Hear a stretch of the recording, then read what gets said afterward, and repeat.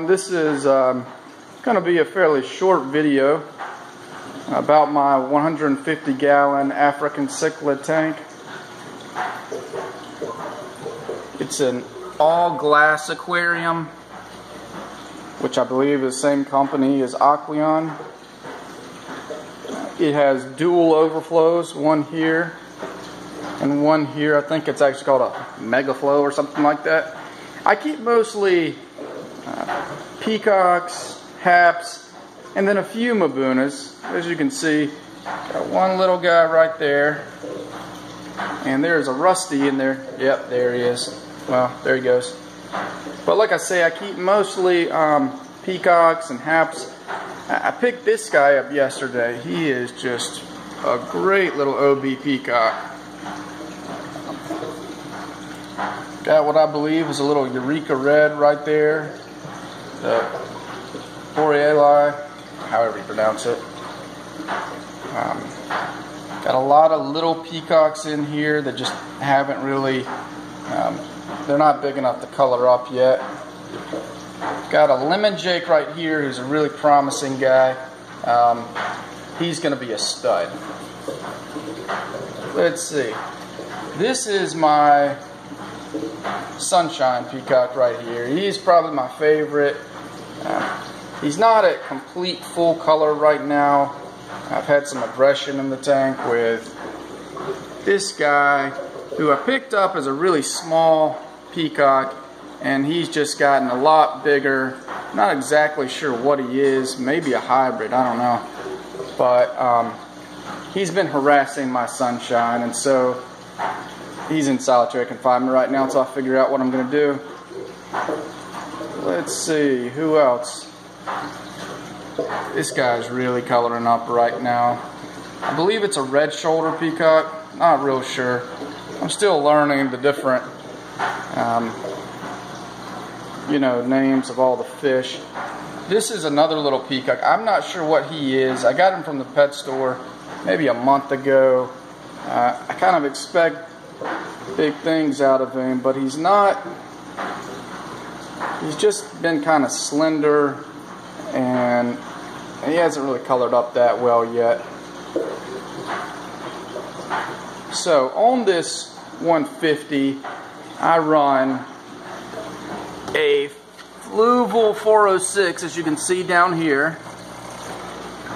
I have my own sump that I built, and right now I have a hang on the back Penguin 350 that I have upgraded. As you can see, I've used egg crate from Home Depot, packed in some polyfill, some extra polyfill on both sides, trying to clear this water up. This tank has been, established I think about a week now, but the water's still clearing up and stuff. This substrate is aragonite from Carib Sea, and it just was very cloudy. So you can see, as far as aquascaping, I've got mostly lace rock that actually came with the first tank that I purchased. That was a 55 gallon acrylic tank. Zoom around here and I'll actually show you that tank.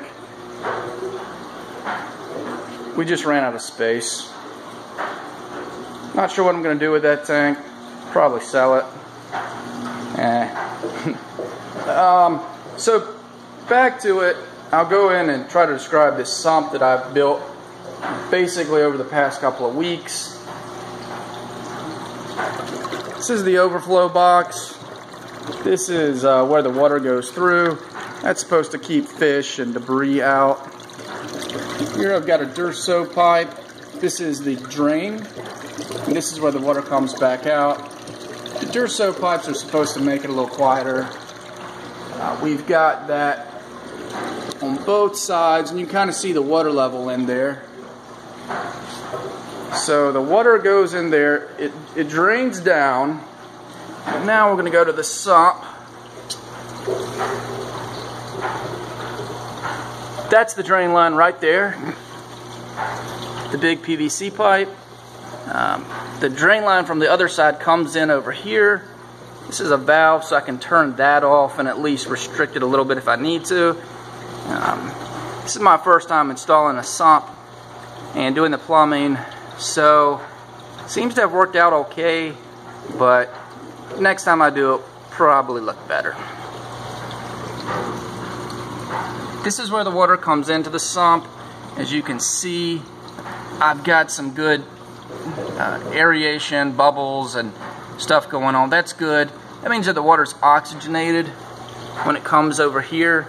So hopefully, you know, that oxygen helps with, from what I understand, helps with the biological filtering. That's my hope, at least. Right here, I've got some coarse mechanical filtering. My understanding is that you start with mechanical, then go to chemical, more coarse mechanical, then finer mechanical, and then you go to biological filtering. You can't really see it here, but I've got some carbon in there. Right here I've got polyfill, which is like pillow stuffing. It's cheap at Walmart. Does a good job. I think you're supposed to get the kind that's just plain 100% polyester. That's what I got. Not stuff that's like mildew resistant or anything like that, because you don't want to expose your fish to chemicals or, you know, what have you. Here I've got a sponge. Can't really get a good look at it, but that kind of starts the biological filtration. You know, I'm still learning all this stuff, so the water, the baffles separate it. Water goes over, comes down. I'm going to try to get closer. You can see there's egg crate in there, which holds that stuff up. Water comes down under here, goes up through this, which is matrix, Cichlid matrix. Supposed to be like the best biological filter stuff on the market. Very porous, has a lot of surface area. So, got a good bit of that in there right now. Looking for other ideas on stuff, but that's where I'm at right now. Water comes over, flows through here. These are pod scrubbers. Again, from what I understand, they do a pretty good job at biological filtration. I don't know, I'm up to ideas about what to do with that portion of the sump. If you have comments, leave them. So, comes in, goes through there, dumps over here, goes up through here, and this is my return pump. It's a Lifeguard, quiet one. It seems to be doing a pretty good job. I haven't really tried to crank it up on the flow rate. It's actually turned down pretty low, so probably not moving a whole lot of gallons per hour through it, but it's doing a good job right now. This is the return line. Goes through here, as you can see, back up through there, and over there. That's the hard PVC piping through there. Let's see. I think, as I mentioned before, got the Fluval 406. I use ChemiPure in there, and a lot of the media that came with the Fluval, the biological media, some chemical, charcoal media, sponges, that sort of stuff. It's a little air pump that I have. It runs to this right here. It's a little sponge filter. Maybe I'm overdoing a little bit of filtration, but I'm still learning. Ultimately, that'll be used on a fry tank. I just want it to be established.